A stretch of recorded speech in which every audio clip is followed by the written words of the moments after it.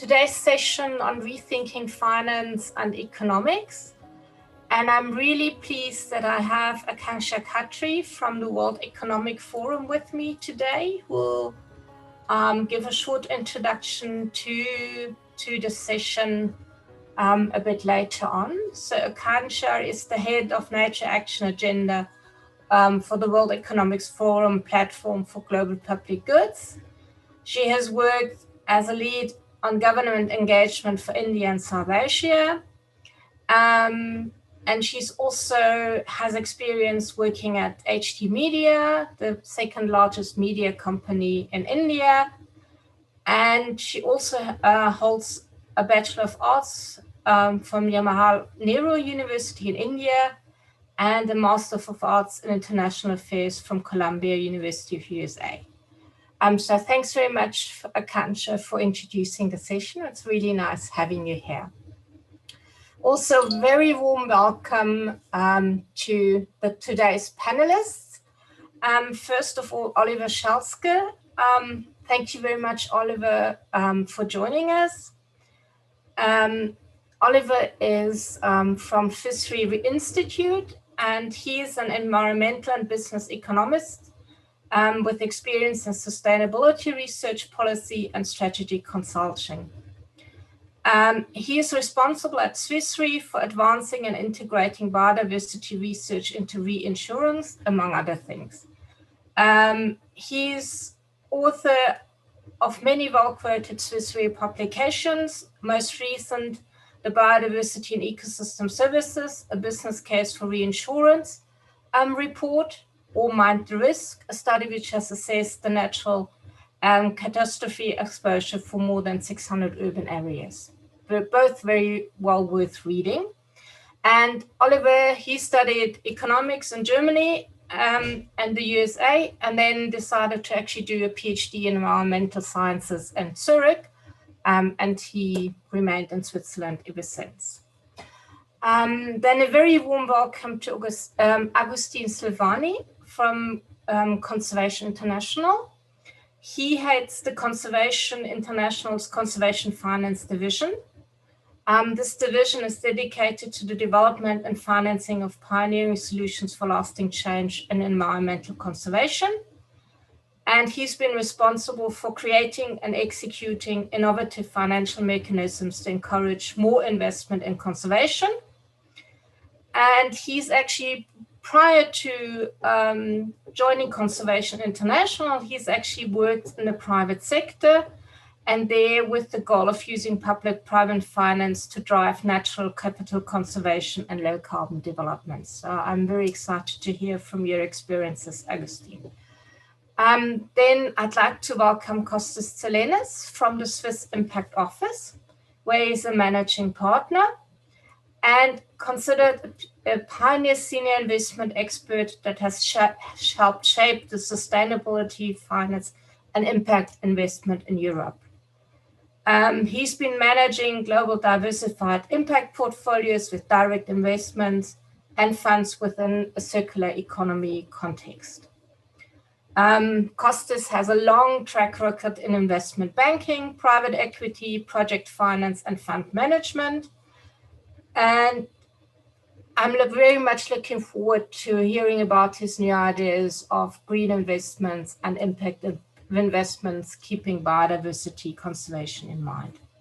And last but not least, welcome to Lawrence Wainwright, who is course director of the Masters of Science in Sustainability, Enterprise and Environment, and a departmental lecturer at the University of Oxford.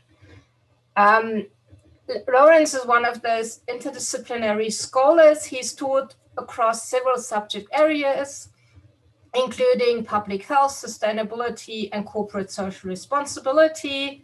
His research interests are also multidisciplinary and diverse, including sustainability and corporate social responsibility, management and leadership, precision psychiatry, psychopharmacology, and drug repurposing.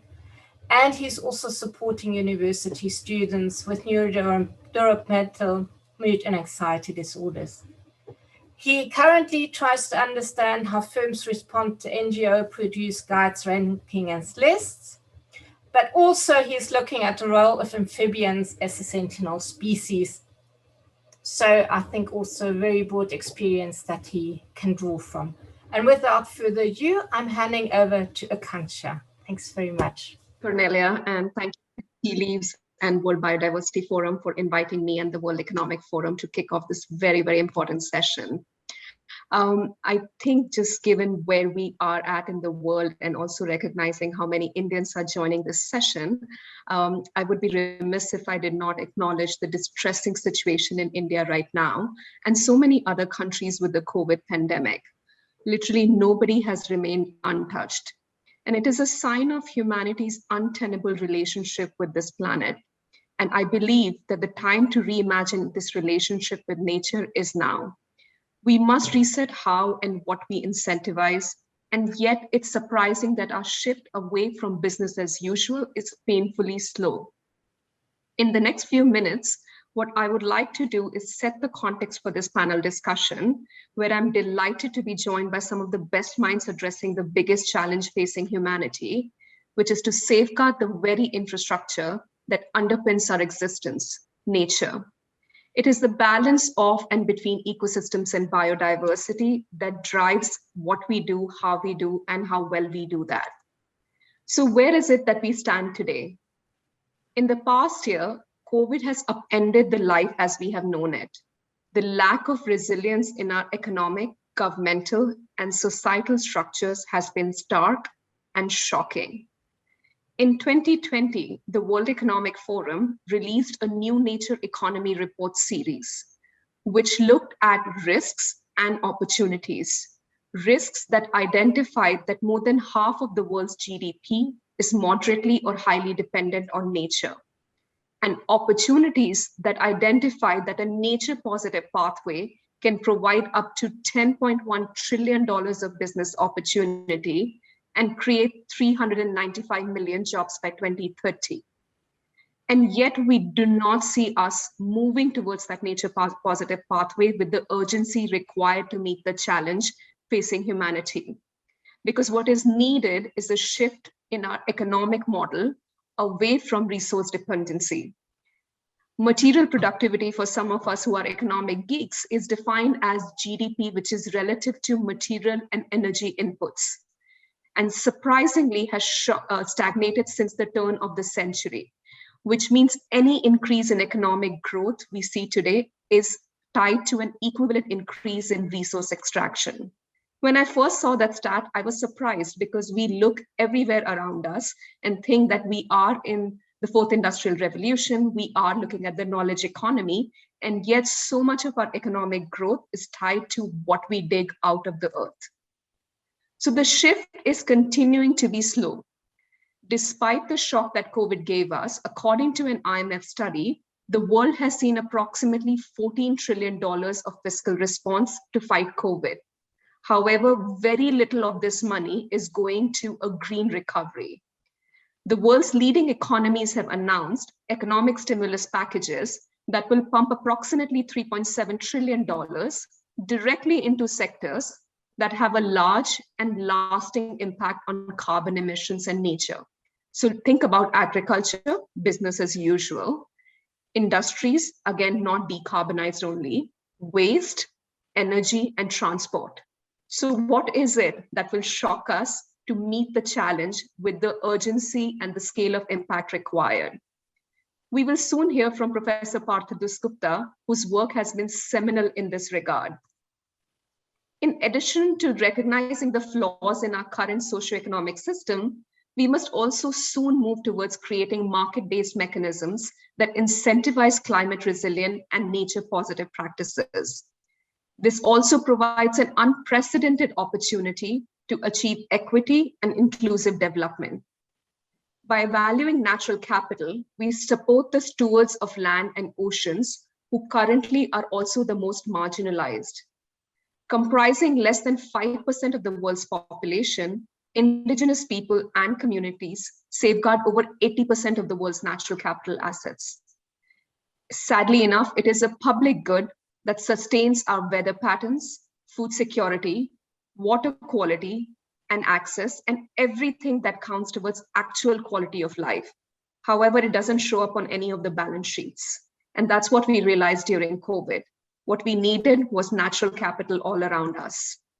So we will hear from my fellow panelists on how carbon and biodiversity is finding a way into business discussions, and what role should the financial sector play to defund activities that harm and support activities that sustain the health of our planet. The shift for unlocking business prioritization and capital needs requires, one, recognizing the business impact and dependency on nature and its ecosystem services, understanding that biodiversity is not only in the space of conservation, but also in the space of sustainable management and the real economy.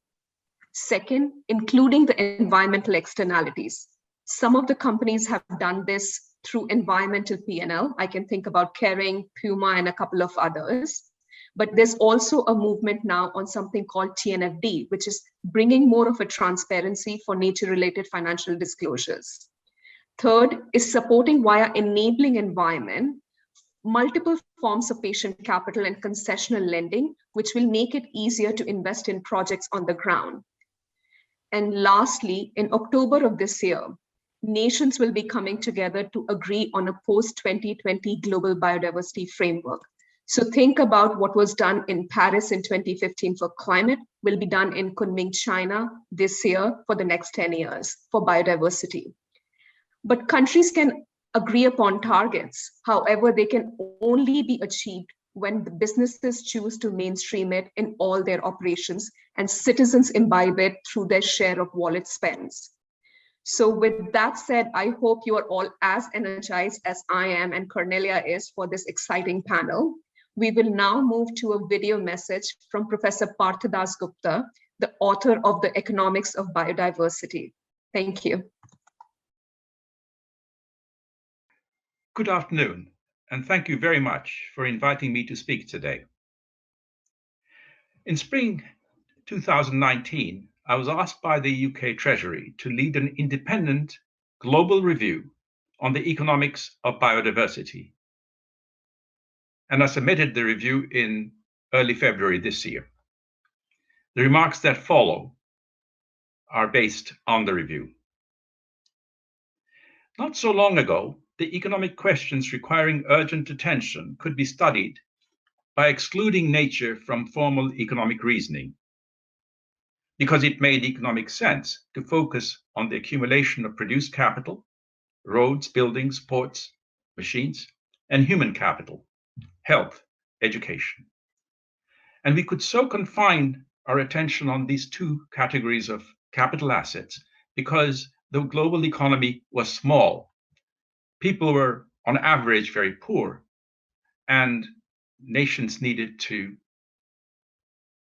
accumulate capital for improving human welfare. Unfortunately, the resulting macroeconomic models of growth and development so directed the way economists collect and analyze data today that it has become a commonplace to imagine that we can bypass nature in our economic lives. But we are embedded in nature. It is our home. And today we can no longer afford to assume that it does not matter. Indeed, this belief that we can bypass nature has been strengthened by the fact that the average person today enjoys a far higher income, is less likely to be in absolute poverty, and lives significantly longer than she did even 70 years ago. The world economy has grown 15-fold since then. In summary, we have been living in the best of times. But even while we have enjoyed the fruits of economic growth, the demands we have made of nature's goods and services have for some decades exceeded her ability to supply them on a sustainable basis. Because the difference between our global demand and nature's sustainable supply is met by a diminution of nature, in other words, we're eating into nature, the gap has been increasing. In fact, we have been collectively damaging nature at an alarming rate. with biodiversity declining faster than at any time in human history. Such degradation of nature can have dire consequences for our economies, our livelihoods, and our well-being. COVID-19 has shown us what might be just the tip of the iceberg if we continued in the manner of our current engagements with nature. So it would seem that we've also been living at the worst of times. We are embedded in nature. We are not external to it. Nature is an asset, just as produced capital and human capital. But like education and health, nature is not merely an economic good. We all rely on the goods and services nature supplies, and we rely on them so deeply that nature's worth goes beyond its use value. It has intrinsic existence values, as well as probably the case that we all find aspects of nature sacred. Once we make that extension, the economics of biodiversity becomes a study in portfolio management. This should not be a surprising move to make, for we are all asset managers, whether we are farmers or fishermen or woodcutters or private individuals. Each of us manages our assets in line with our motivations. However, we are collectively failing to manage our global portfolio of assets efficiently. Why is this disparity between efficient private behavior and this deplorable collective behavior? First, nature's worth to society is not reflected in market prices, or certainly the prices that we actually face when we come to make use of them. Nature is mobile, silent, and invisible. And these features make it hard for the effects of our actions, the consequences of our actions, to be traced by institutions. And so our actions go unaccounted for. This makes it very hard for markets to function well. As examples, natural capital, or nature, includes global common property resources such as the open seas. Nobody owns it, and therefore it gets overused. Another example, of course, is the atmosphere to which people have open access to emit, say, carbon. But it's not simply a matter of market failure. It's a broader institutional failure. Our institutions have been unable to create the necessary incentives for us to economize our use of nature's fundamental services. I've given you two sets of examples of the global commons. But worse, governments subsidize the use of nature to the extent of some $4 to $6 trillion annually. In effect, we pay ourselves to exploit rather than protect our own home. So we are imposing a further burden on nature. We need to change how we think, how we act, and how we measure success. And my review sets out three broad transitions that are needed now. First, we need to address the imbalance between our demands on nature and its ability to supply our demand on a sustainable basis. On the one hand, this means setting ambitious goals, global targets, for meaningful conservation and restoration, and investing more in nature to increase the quantity and quality of our stocks of natural assets.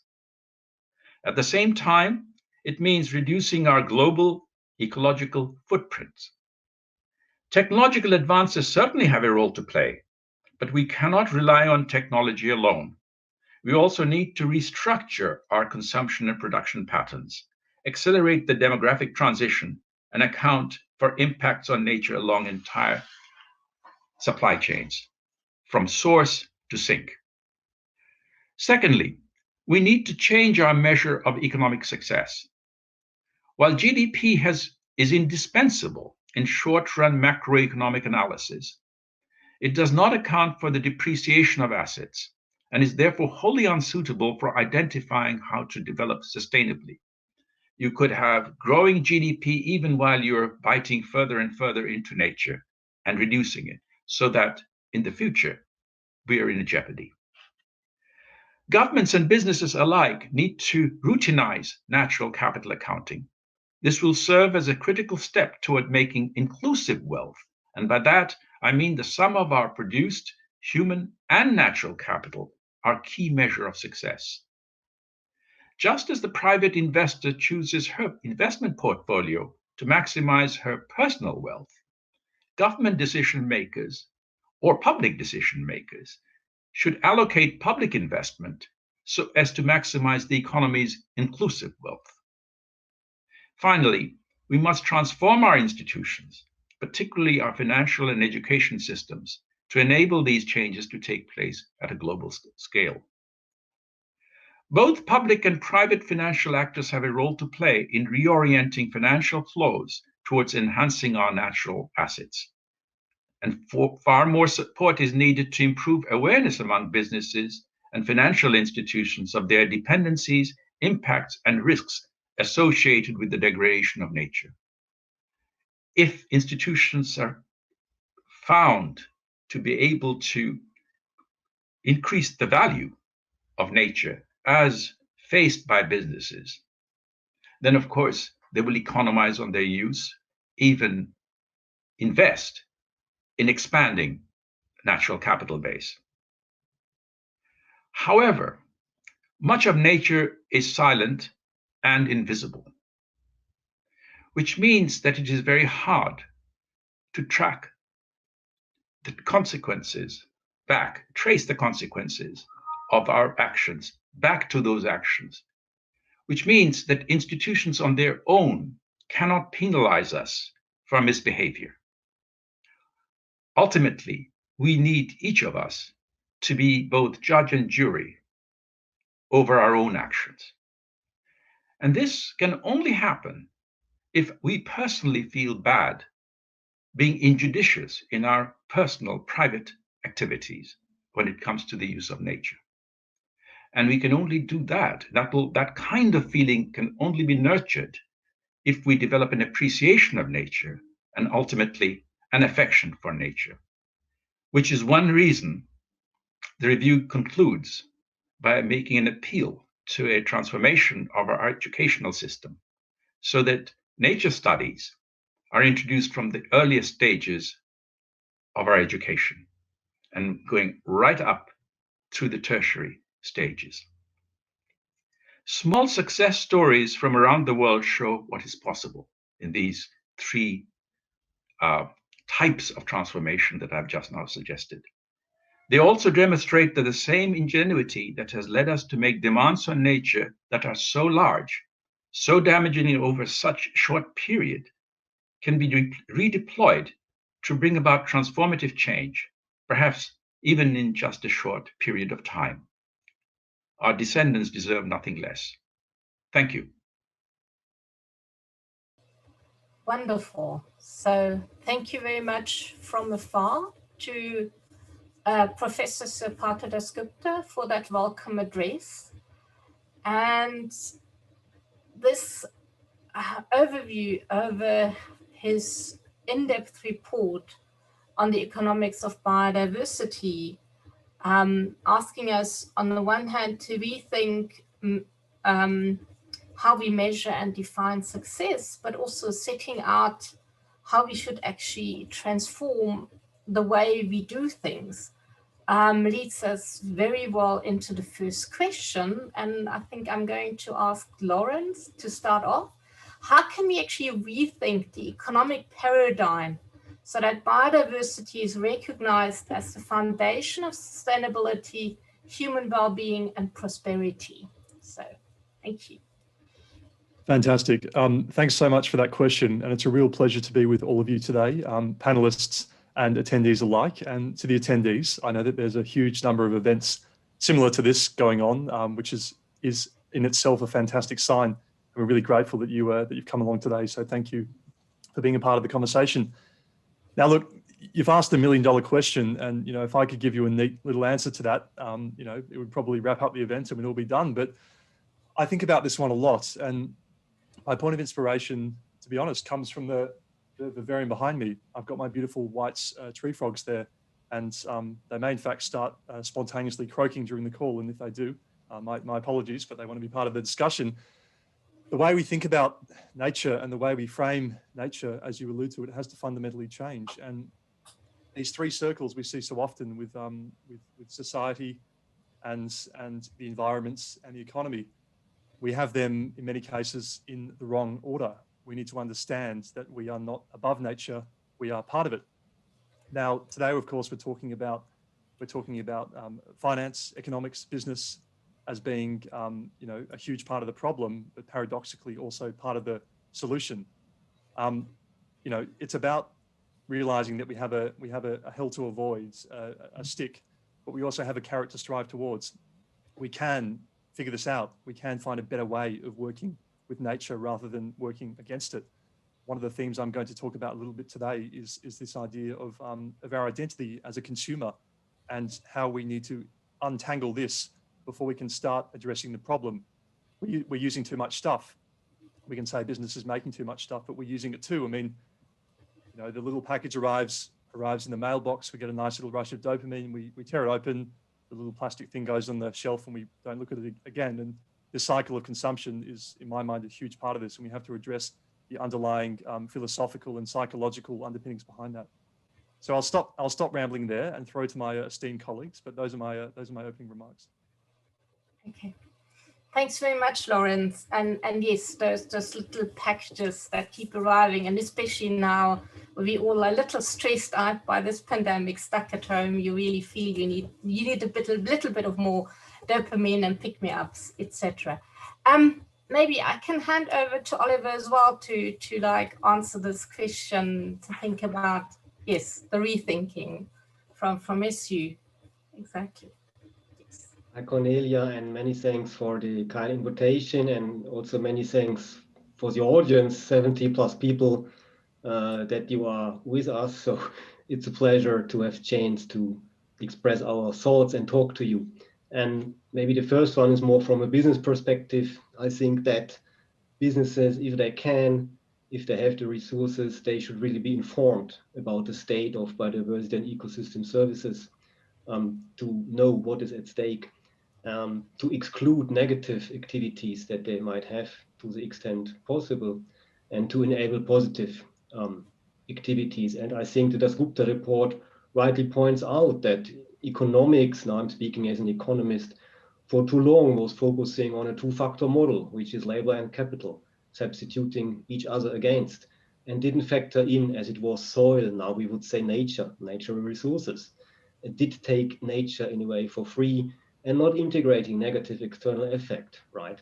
And I think we need to bring back nature into the equation, but not in a way that it could become easily substitutable against labor, against capital, but really factor it in, what it contributes, such that it gets a value, starting from a productive value, but not to forget it, intrinsic value, its existence and bequest value, which of course are harder to factor in, but we got to start somewhere, and it needs to be brought back into the equation: labor, capital, nature. Okay, thank you, Oliver. Maybe I can add something here, Cornelia, yes, very exactly. quickly. I think that I'm going to mention something from Dr. Gupta, a number which is striking, the 1.6 trillion that governments are giving on an annual basis to support the damage and actually the use of what from ecosystem resources. And the oxymoron here is that we're using exactly the same amount. We could use exactly the same amount to advance the United Nations Sustainable Development Goals towards a circular economy through impact investing. So I think it's interesting to compare these numbers. This is the 3, 4, 5, 6 trillion is the number that we're always using when we're talking about impact investing. And I think that what's important to your question maybe is not only what Lauren said about changing our behaviors as a consumer. I also agree with Oliver that said that we need to bring nature into the equation For me, what is equally important is to shift the discussion from the statement, let's protect the environment and the species within, to let's do something because our economy is suffering from biodiversity loss. And our economy is suffering, and we are suffering eventually from that kind of, from the result, from the damage that is done to biodiversity. And I do feel that creating awareness is central. But I also know, and we have seen that also with climate change the last 20 years, that it's taking too long. Societies, unfortunately, they're very busy. Everybody has their problems. Therefore, they're not always very altruistic, and they're not always very concerned, right? That they're living day in, day out. They have their routines. And I think that we have to address the people's minds as utility maximizers, the homo economicus mind, right? And address the threat that they have, that they're going to reduce the quality of life, that the economy is going to suffer, that they're going to suffer. Just a little bit of food for thought here. Okay, thank you very much, Costas. Agustin, exactly your thoughts on this like $1 million question. Yeah, I think it's a $1 trillion question, right? But it's and again, happy to be here and look forward to a great session here. I think we sort of, obviously everything that's been said, I agree with, and there's two big things that we need to think about. Two big challenges that we're facing right now. Obviously, the pandemic and our hopeful sort of reemergence from the pandemic. It's an uneven one, but we can all hope that at some point the world will come back, and that will mean countries, governments, individuals pumping lots of capital essentially into the economy to come back. And the other big one is obviously the climate challenge. Now, we can solve both of those challenges without biodiversity, sort of at the expense of biodiversity, right? We can create a fantastic climate sucking machine and have no biodiversity left in the world. So we need to figure out, how do we embed biodiversity into our decision-making process? And I think what gives me hope is that we know enough, right? So from Professor Dasgupta, and numerous other sort of publications out there, we sort of know enough. We know the perils that are facing us. We have enough solutions, enough sort of proven models to move forward, and the world has enough capital. You need to just look at what's happening in the sort of crypto world to know that people have more money than they know what to do with. So those things sort of together gives me hope that really we can get it right. And when I'm saying sort of get it right, it's really in the next 3 to 5 years. So obviously we're thinking decades, but if we get it wrong in both of these things, both of these sort of challenges and recoveries, I'm afraid, it's going to be very difficult to climb out of that hole. Thank you very much. Nodding all around. Exactly. I think I'm going to pick up to elephants in the room on this one that were shared in the chat, is that this be addressing an inconvenient truth. Our country actually addressed an inconvenient truth, that we actually need to open our eyes about the impact that economic growth actually has an impact on the environment, as Costas pointed out, but that actually that negative impact on the environment actually then has negative feedbacks or negatively impacts again on our economies as well. And then the question is also like, we've got this correlation between global GDP and resource dependency. How can we actually rethink GDP? What would be different measures of success that we could actually think of to actually really take into consideration the damage we actually do to the environment? Maybe Lawrence, you would like to answer that question. Yeah, thanks a lot. It's a really, really important question. Now I'm going to throw to Milton Friedman's provocative 1970 New York Times piece, where he boldly claims that the only responsibility of business is to generate a sustained return for its shareholders. I'm going to sort of propose that we can do better than that. We can reach a higher level of capitalism. It's not about tearing down the system. It's about tweaking it and finding a way that works for us, works for nature as well. this idea of a stakeholder-centric rather than shareholder-centric view of business, and saying that business not only has obligations to its shareholders, it has obligations to those individuals and groups that are affected by and affect it. So we could even turn to the frog in the background there and say, well, if we're doing a construction project and the frog's wetland has to be damaged, then the frog is a stakeholder in the process, and it has a legitimate claim in terms of not being harmed. Now, the idea, of course, many people think, well, you know, that has to come at the cost of something. And I'm going to be an optimist here and say that we can create shared value. We can find ways of doing things. You know, Porter and Kramer, in their famous 2011 Harvard Business Review piece, they talk about this idea that we can find a higher purpose of capitalism, one that has meaning and identity in it, and moving away from this idea of sort of win-lose, zero-sum game, you know, transactional competition, to one that finds, you know, beneficial relationships, synergies, all of these things along the way. And it's tough because many business models rely on stuff being brought at a consistent basis, and, you know, buying more stuff. And again, this links back to this idea of the consumer. And you know, in say in the film Fight Club, you know, Tyler Durden's character says, you know, he's pondering this idea, you know, if I was a tier of IKEA furniture, you know, what would I be? And again, this idea of the consumer being the primary identity of the person, and it's tough to break away from that. And here we open up, of course, a discussion around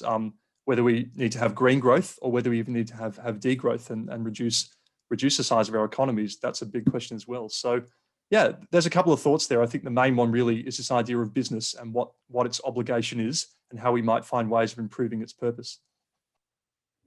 Okay, thank you very much, Lawrence. Anyone else wanting to share his thoughts on this? Oliver, maybe you've been thinking. Just unmuted myself, right? No, I think Lawrence made a very fair point with the example of the frogs behind, right? So nature, in a way, cannot speak. And yeah, in some countries, legislation exists, advanced legal frameworks that give nature a right, like liability directive in the UA, in the US, and it's also being developed in Asia. China, South Korea are looking for more stricter environmental liability regulation. But this goes in a way to prevention and remediation measures in regard to, let's say, environmental damage if there are accidents going beyond accidents. But each legal framework in a way needs then natural advocates who are on the human side. So public authorities or NGOs, for example, because again, legal frameworks do exist, not everywhere in the world. They are in a way made stricter, but it needs natural advocates to, in a way, make these rights, make these rights relevant. Just maybe as a kind of discussion Lawrence and I would have if we were in a room to pick up one of his examples. Yeah. Exactly. Great. Thanks very much, Oliver. And maybe I can actually pass the baton on to Augustin, thinking about he's working for Conservation International. How are you playing a role essentially as advocates for nature? So yes. Yeah, and I think it's reflective of the solutions, I guess, that need to come out is that we need to change. All of us, one way or another, need to change the status quo. And I think as an NGO, we need to change what an NGO is as well. Sort of, some of the partnerships that we have in the market. We recently came out with this Restore Fund with Apple and Goldman Sachs. Normally NGOs wouldn't do that sort of thing, right? And I think we need to start building bridges between private enterprise, government, civil society, and individuals. As sort of, everybody has a role to play, and everybody has to get outside of their comfort zone. I think we often spend too much time sort of thinking that about the problem, and then that it's somebody else's problem to fix, right? Somebody needs to do something about this. Well, we all need to do something about it. And I think, starting with our own institutions and historical sort of spheres of influence, they need to start bleeding into each other. We need to start influencing more each other.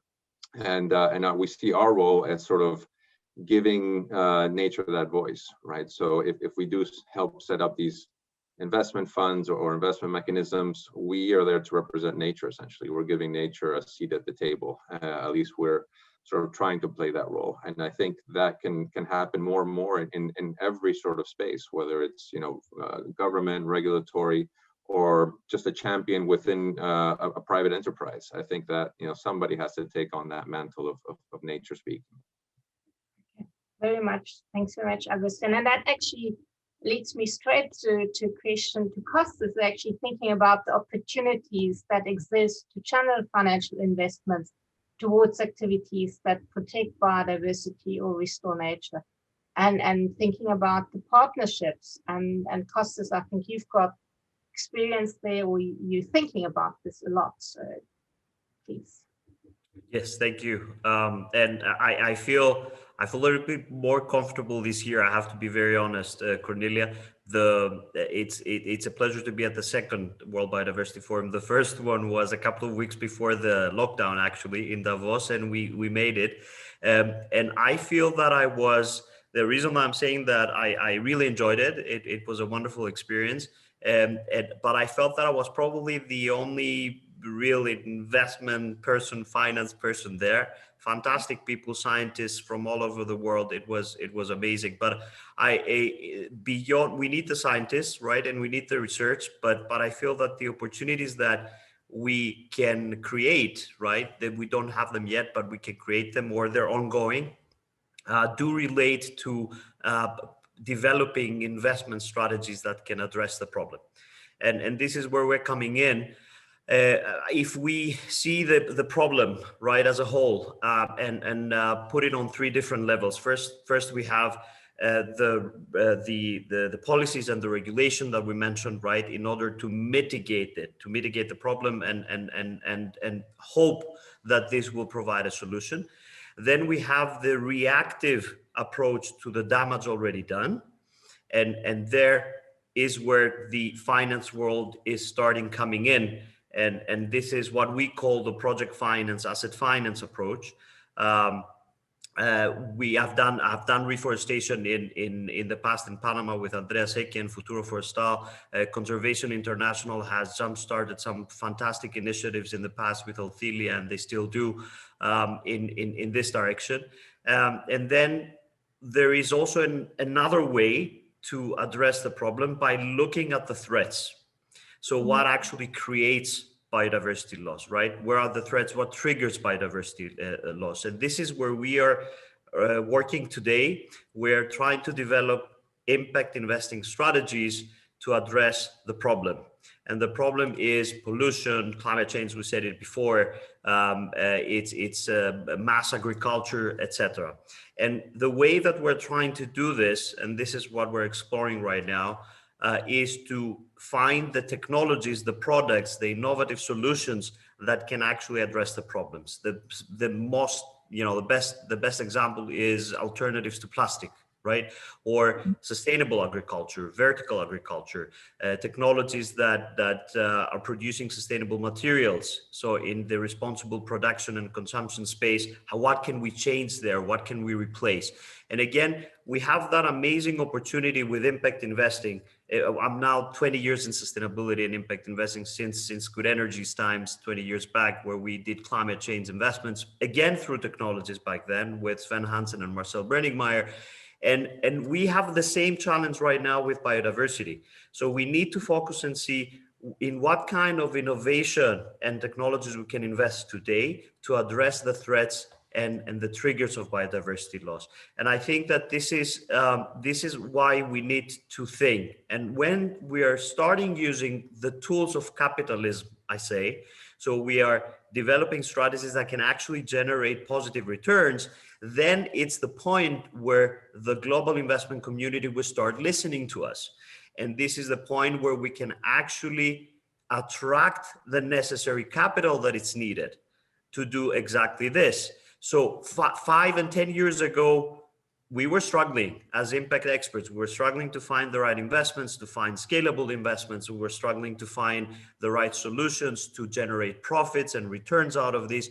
But for the last 5 years, I feel that both the demand for impact investing is higher, so the capital is actually flowing, and we have interesting investment opportunities. It's more challenging, it's more difficult, but I think that we have a fantastic opportunity to address that. And today I feel that it's the perfect platform to mention that we do look for collaborations, experts, foundations, institutions, and organizations to work together in this direction by introducing innovative investment approaches to address biodiversity loss. If I could add to what Kostas was saying, because I do think it's an interesting sort of moment where we're at, and there's the impact side, which is very much focused on net positive sort of outcomes, right, and positive outcomes on biodiversity, and that, like, as you explained, that's growing. It's growing exponentially. Everybody sort of is looking for things to invest in.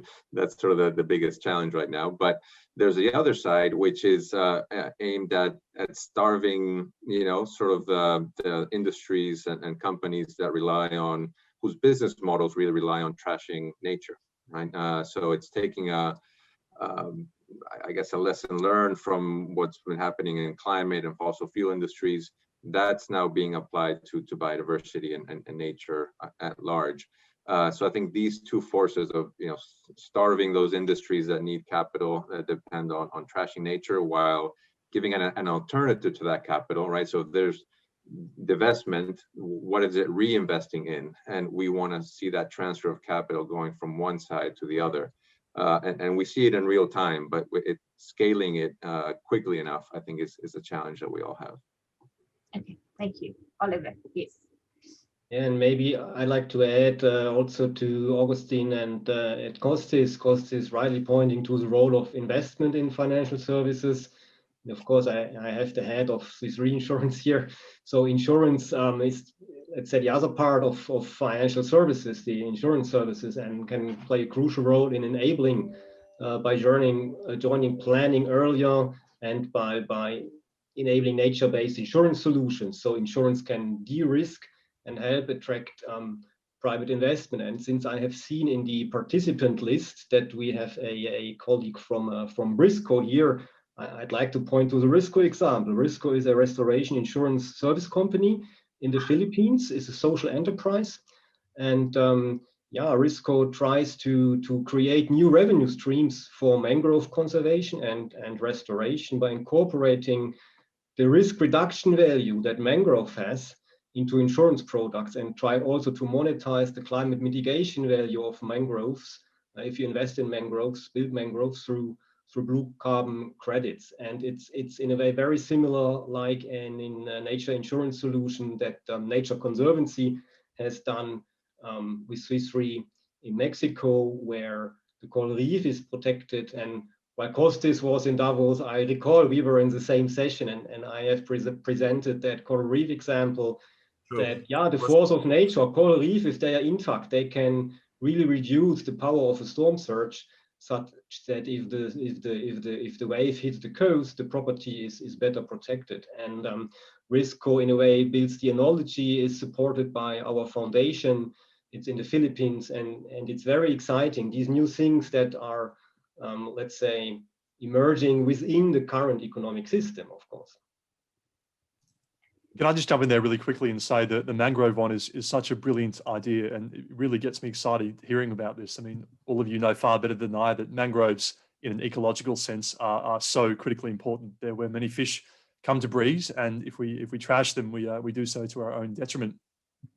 Another dimension of this conversation is systems theory, and I've got this wonderful book in front of me, Thinking in Systems. And we know with biodiversity that ecosystems can collapse very, very quickly, and something like an estuary is a wonderful example. And what about this idea of say taking the decision not to cut down the estuary and not to chop down the trees in the estuary, and sort of packaging it up as a tradable commodity, and that having value in itself. And I personally find the idea of putting value on nature a tough thing to do, but in some cases it may work. And but Bernadette in the chat raised a really great point, saying commodification has not worked.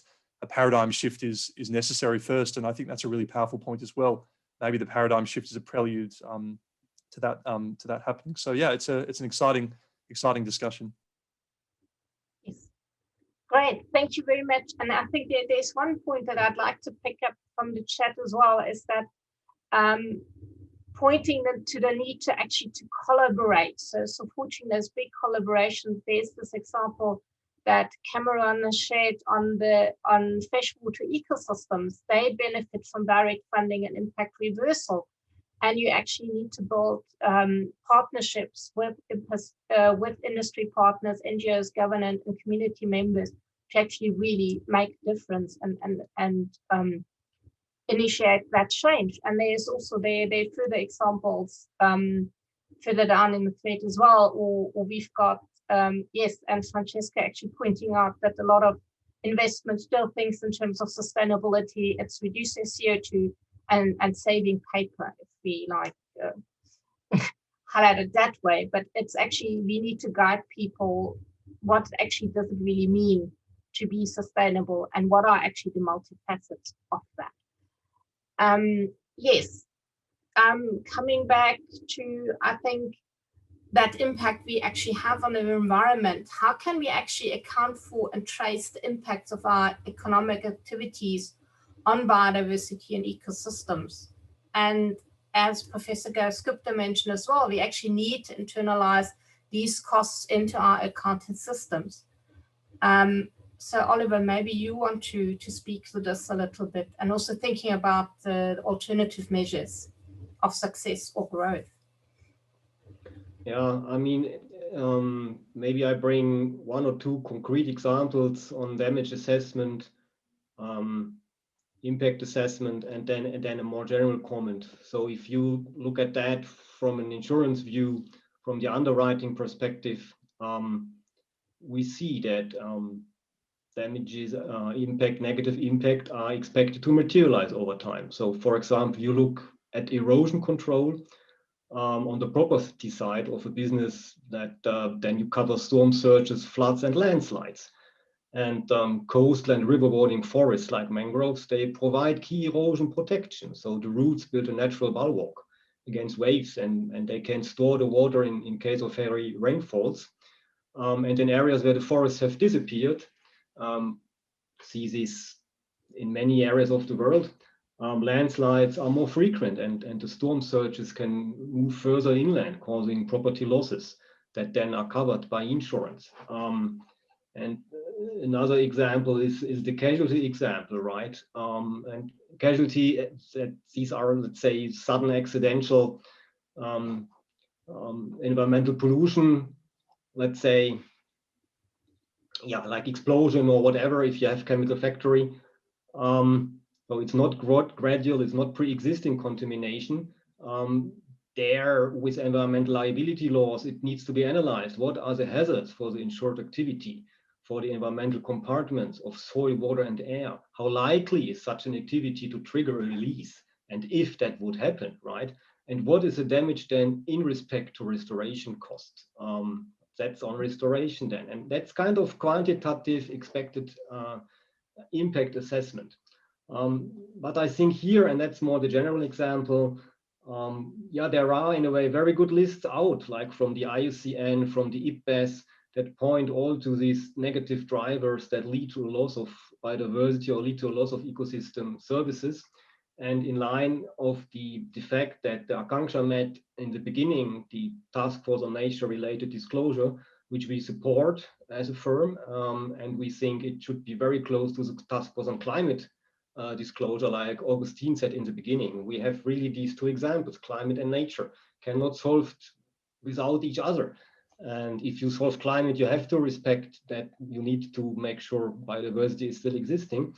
And these different factors need to be assessed on a spatial level, because any economic activity is happening spatial. And Professor Dasgupta also said it, it's the value chain that matters. So it needs to be assessed where in the value chain are potentially harming results. And that's going to be very complex. It will need to have also the support of big data, maybe of artificial intelligence. If we take the example of a manufacturer has usually normal average manufacturer in an industry, machinery industry, has 9,000 first-year suppliers.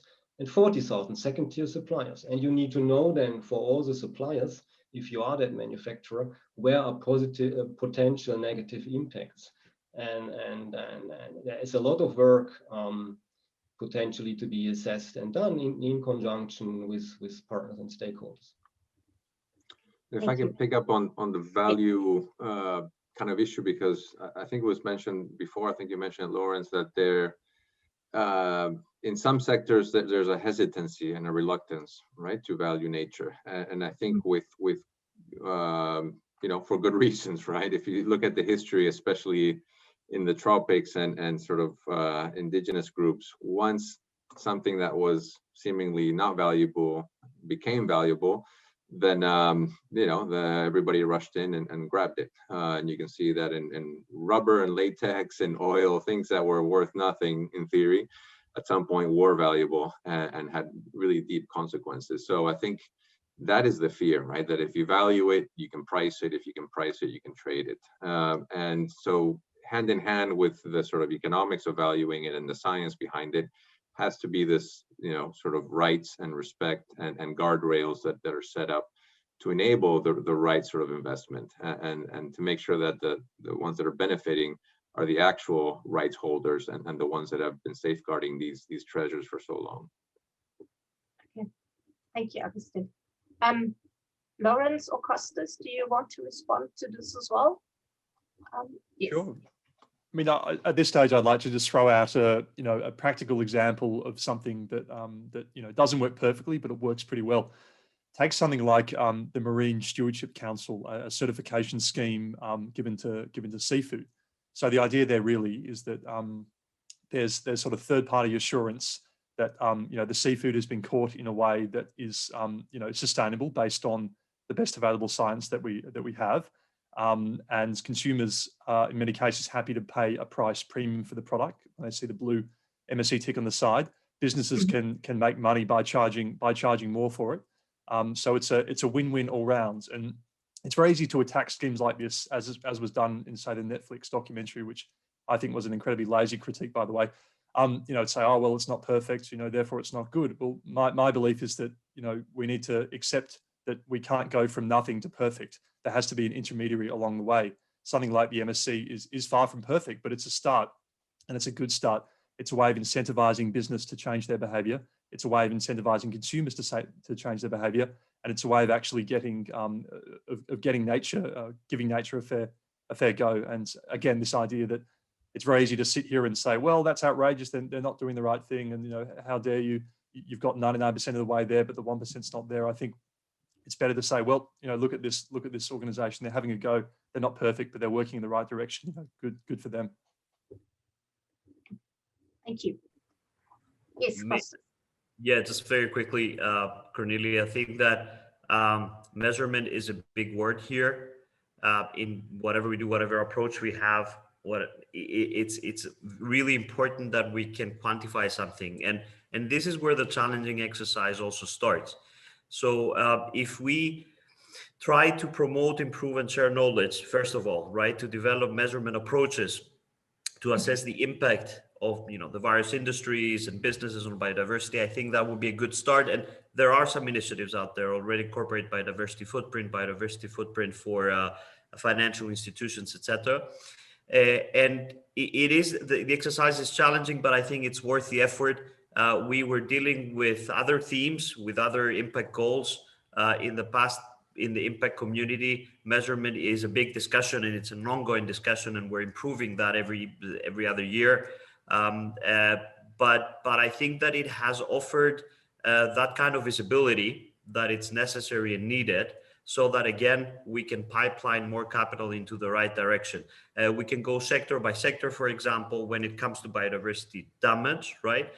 Do an assessment, quantify the risks, and the impact, of course, also on business and society, as I said at the very beginning. Some are easier, like agriculture, right? We can start with assessing how much degraded land the one or the other activity is creating. In fishery, how the amounts are going down. Of course, there are a lot of our scientists are going to tell us there are so many parameters that we need to take into consideration. But I think that eventually the impact measurement goes into the direction of risk management, right? And we have today, that's another example, financial institutions, right, that are financing in this in businesses that are in ecosystem services, goods and services. So if they are starting to realize that there is an inherent risk in whatever they do from biodiversity loss. So it's a reputational risk for this kind of financial institutions, but there are also other risks. So it comes down to one of the other major roles of impact investing, impact measurement, and impact monitoring and reporting, which is risk management. Thank you, Costas. Augustine, did you want to respond? Or you're unmuted.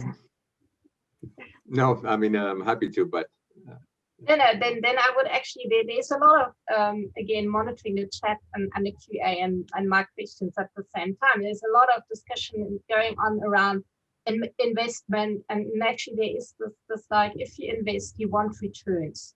And how do you actually balance those returns? You want returns. They might actually, if you invest in biodiversity or biodiversity protection, they might actually be rather small, and then if you invest in unsustainable land use, your balance or your investment or your gains will actually be much higher.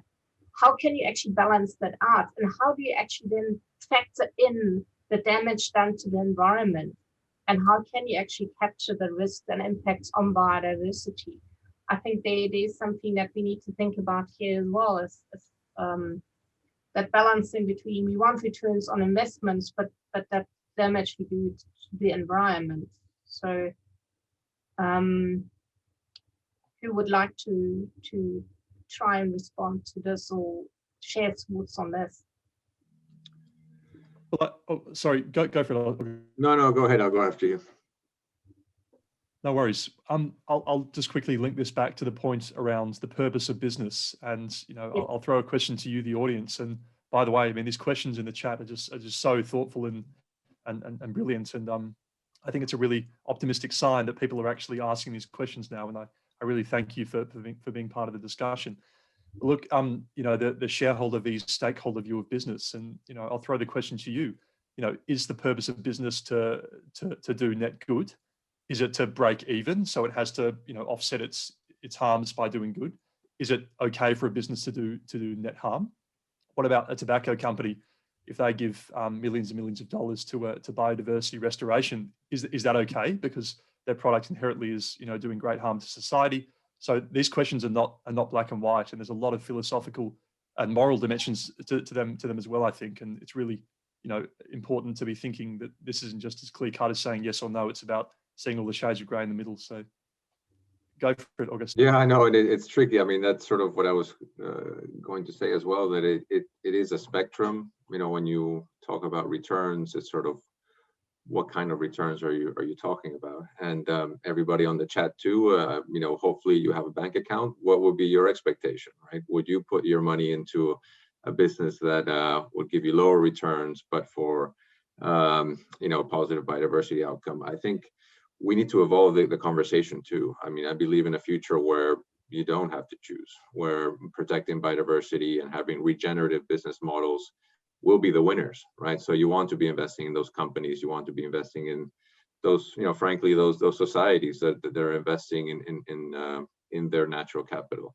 So my expectation is that things will change. Right now, there is a little bit of, well, not a little bit, there's a lot of that, and sort of choices have to be made. But we have to get beyond the paradigm of this is how it's always been, so this is how it will always be in the future. I think things are going to change pretty radically in the next few years, honestly. Thanks very much, Augustine. Yes, and I think others want to comment. Yes, Costas. Very quickly, only because the chat is on fire, and I think this is one of the few actually virtual conferences that the audience is participating so actively. So it's wonderful. I am trying to read at the same time by listening to my co-panelists what people are writing, and I'm going to repeat myself, and just to make it clear, I agree with regulation totally. We need regulation. We need strict regulation when it comes to biodiversity, definitely. We also need to restore the damage. Maybe we also need to penalize adverse behavior from corporates, from industries, from individuals.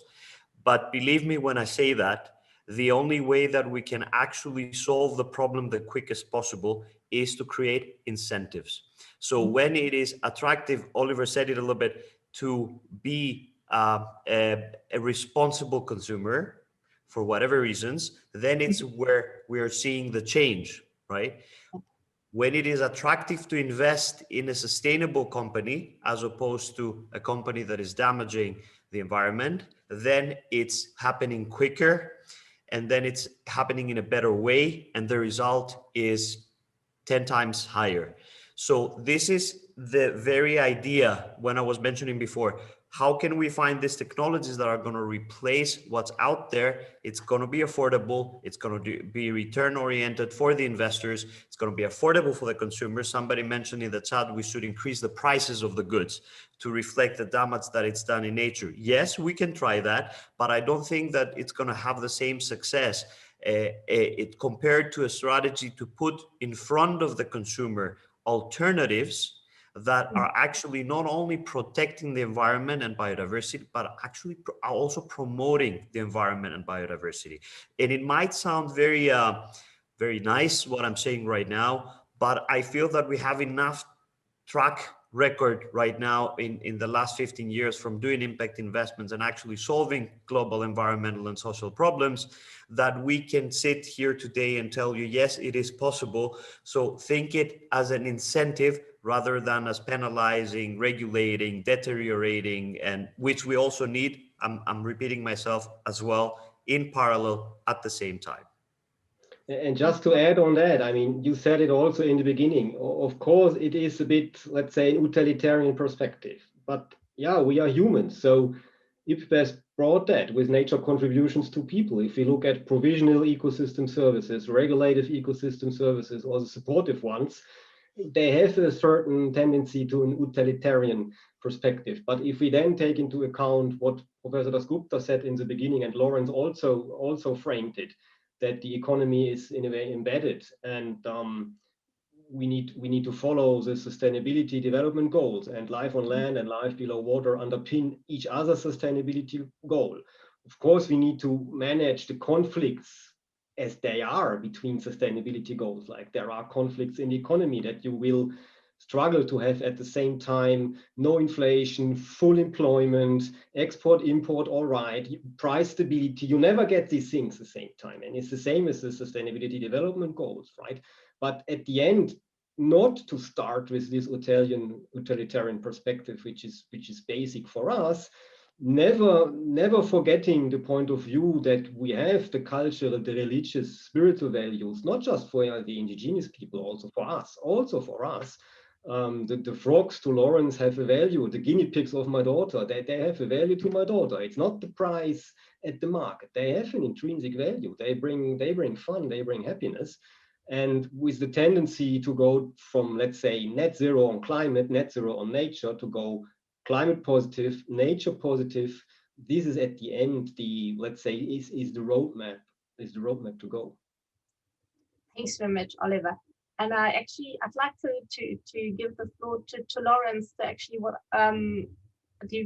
diverging a bit, thinking about how can we actually move away from the current measures of success. I mean, Oliver started talking about this cost as really rethinking our paradigms. Yeah, well, I mean, this is the $1 million question, and Kostas did a really great job before in terms of explaining. We need to attack this problem from multiple angles. We need to use market solutions. We need to use incentives.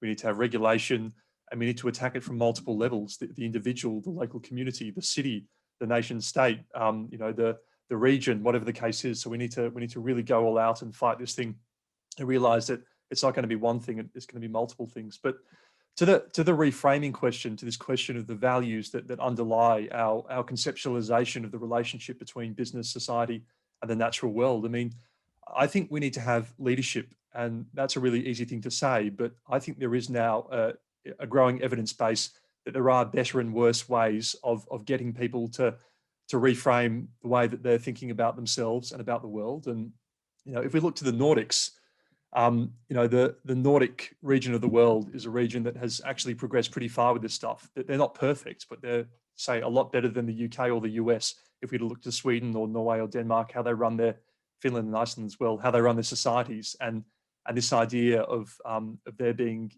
a much better version of capitalism. And I think people have to tell a compelling story about why we need to change our ways. And humans are emotional beings. We respond well to a really good pitch that hits the heart. And if you think about, say, Sir David Attenborough's new series that's coming out on Netflix, along with Johan Rockström, I mean, I think that's actually going to go quite a way in tapping into people's emotions and saying, well, I need to get serious about this, and I need to stop buying those cheap things from Amazon that I don't actually like buying, and I need to think about my identity. And is my identity a 9 to 5, buy a couple of things, have a car, and that's it, or is it something more meaningful?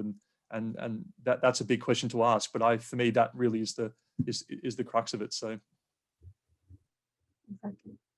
Yeah. Anyone else like to? Augustin, maybe you'd like to share your thoughts on this? Sorry.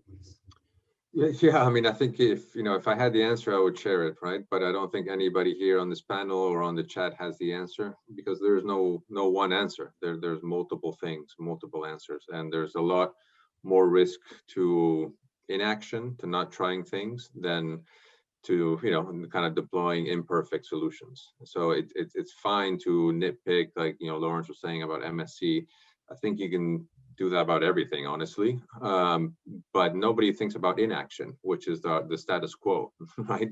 So we need to change that, and there's lots of solutions. Certainly capital markets have a role to play, private finance, philanthropy, consumer behavior, governments, obviously, regulatory approaches. And it's everything, and it's going back to that what we're talking about at the beginning. Let's make sure nature has a seat at the table when decisions are being made, and embedded either through incentives or through regulation. But we need to attack this at all sides, because what we're talking about is changing everything essentially.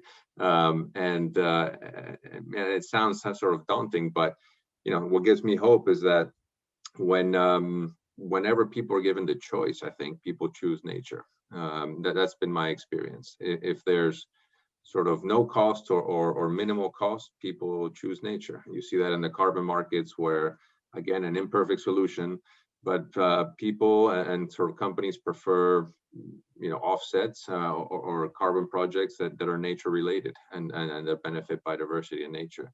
And you see that sort of over and over again. So it's incumbent on us to give folks that choice and to give them an alternative, rather than just saying what you're doing now is bad, because that I think is okay, maybe step one, but if you can't point to a pathway, if you can't point to another solution, then it's going to be difficult to change our ways. Excellent. Great. Thanks, Augustine.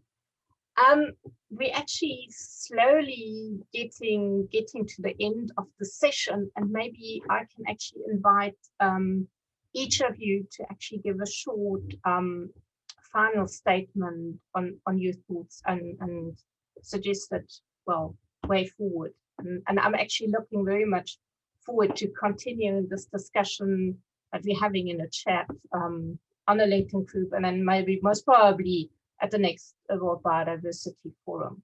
So who would like to start?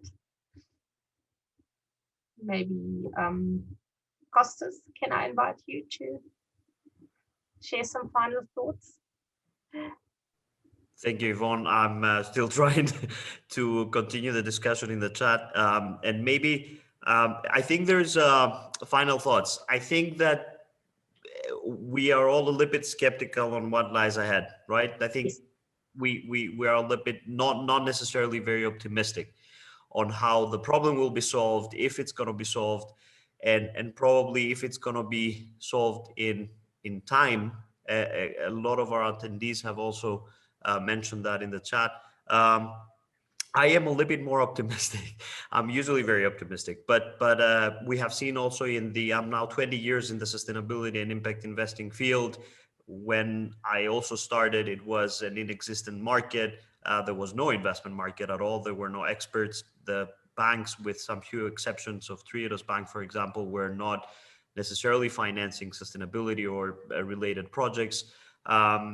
So it was a little bit up to us to leave the mainstream investment world and with that vision and that idea and start doing impact investing, bootstrapping with very little resources and with a tremendous opportunity cost over these 2 decades, personally and in the companies that we're working with.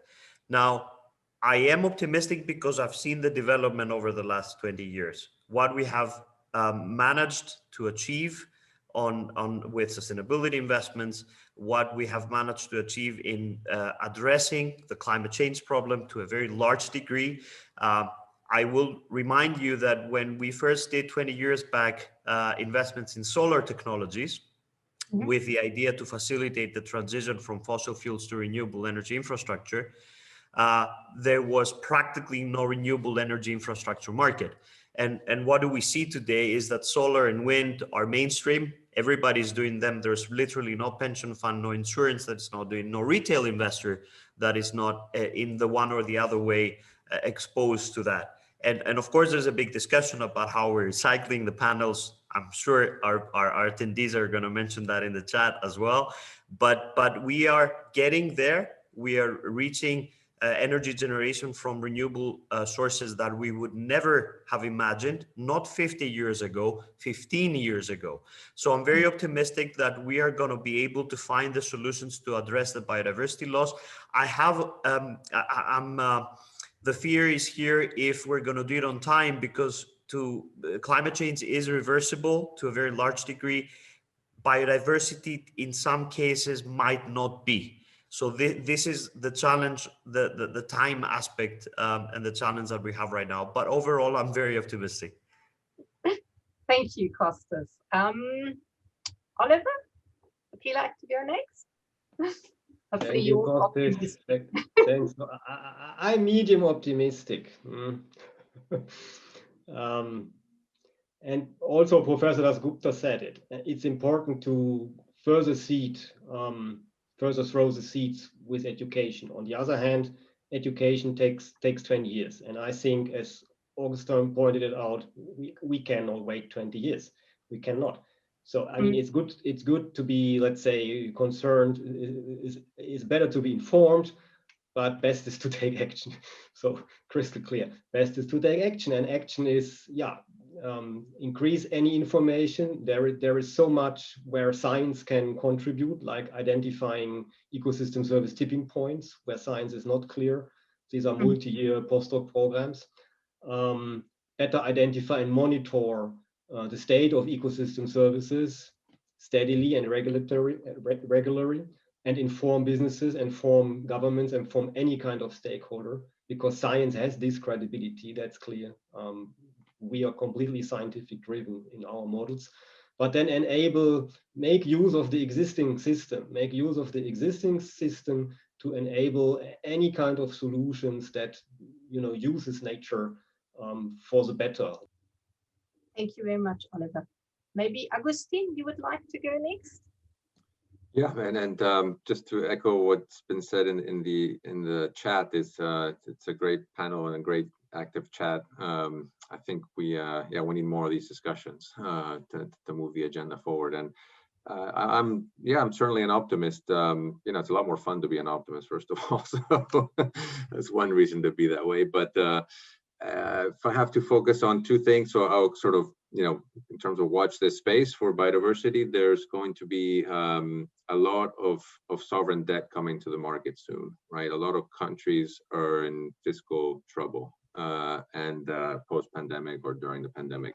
So we have to figure out how to green that debt. There's a ton of space for debt for nature swaps. We've done them lots of times. And I think that's an avenue. It's sort of, an opportunity that has been given to us through this terrible pandemic. So that's a way of greening sort of and achieving some of our goals. And the other is especially to the folks on that are listening in.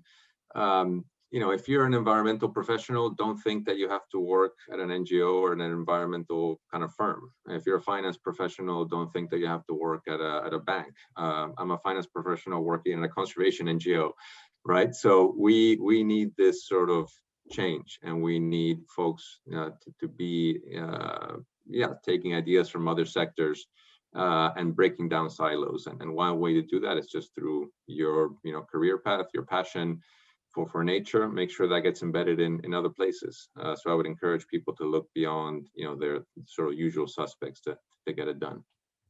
Yes, thank you very much. That's very good advice, Augustine. Then Lawrence, please. Thank you. Sure. Well, look, I think it's going to be a close call. I mean, I think really what we do in this next 5 to 10 years, I mean, it's dramatic to say it's going to determine the future of the planet, but it is going to be pretty significant. I think I'm cautiously optimistic. I think if we look at what is going on right now, say look to the oceans or look to the amphibians we've spoken about a lot today, there's good reason to be extremely concerned. The thing about humans, though, is we're very good at getting ourselves in a mess. But paradoxically, when we want to change things, we can actually do it quite fast. My challenge to you, the listeners, is to think about yourselves. And you do matter. You do make a difference. Every small decision you make in a day matters. And although it feels like a drop in the ocean, if everyone had that mindset, it would actually mean that we could get this done. Think about the companies you work for. Ask questions around, is this company in line with my values? If it's not, then don't work there. When you're buying products, think, well, where did this come from? How was this caught? How was this made?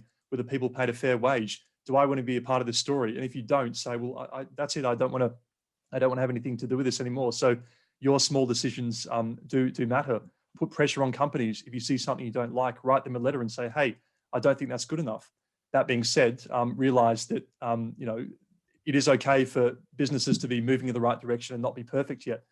Educate yourself. Go online, do a course, do a Coursera course, a MOOC or something, and learn the basics, or even come to university. And we've just launched a fantastic new master's in sustainability here at the University of Oxford, and we were overwhelmed with numbers of applications, which for me was hugely inspiring. So yeah, a message of positivity from me and cautious optimism. And again, just the quality of questions today has been so outstanding. It's really left me with a sense of hope about everyone out there in the world who's speaking about these things. So from me, thanks so much. It's been a real pleasure to be a part of this, and thanks to my esteemed colleagues as well. It's been a really, really great conversation.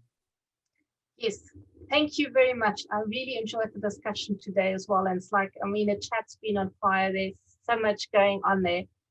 I really, yes, thanks very much for those inspiring discussions.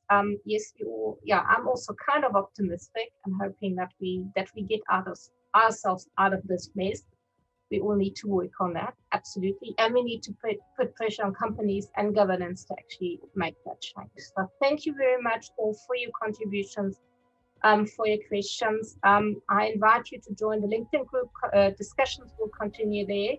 And I think we'll have more about this topic, I think, at the next World Biodiversity Forum as well. And with this, I actually invite you to watch the trailer for the next session, which is actually on food and biodiversity. Thank you. It was really nice. I enjoyed the discussion.